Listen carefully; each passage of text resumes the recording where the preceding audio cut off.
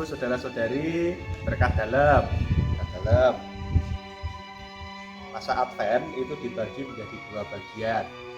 Bagian pertama itu dimulai dari hari Minggu Advent yang pertama sampai dengan tanggal 16 Desember. Sedangkan bagian kedua itu dimulai pada tanggal 17 Desember sampai tanggal 24 Desember. Kita semua tahu tema utama masa Advent adalah soal penantian. Bagian pertama itu lebih menunjuk pada penantian jangka panjang terkait dengan kedatangan Mesias sebagai hakim pada akhir zaman nanti.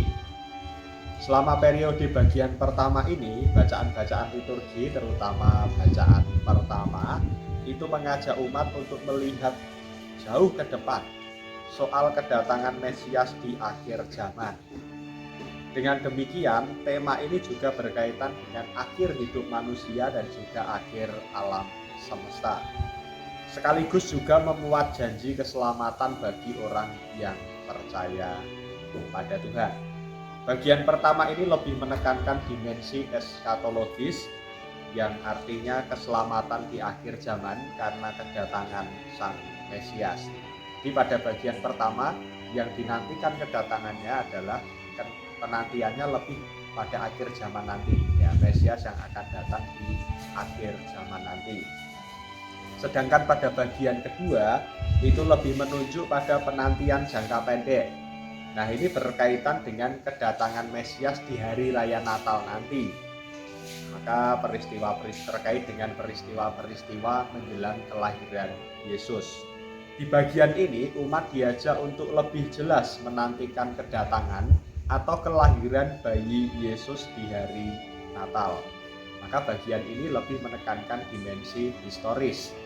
Bagaimana kisah-kisah seputar kelahiran atau menjelang kelahiran Yesus.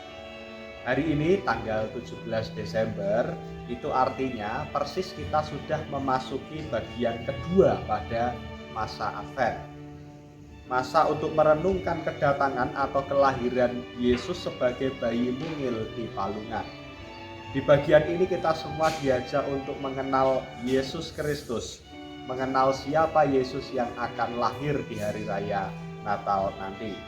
Bacaan Injil yang kita dengar hari ini menuliskan tentang silsilah Yesus Kristus.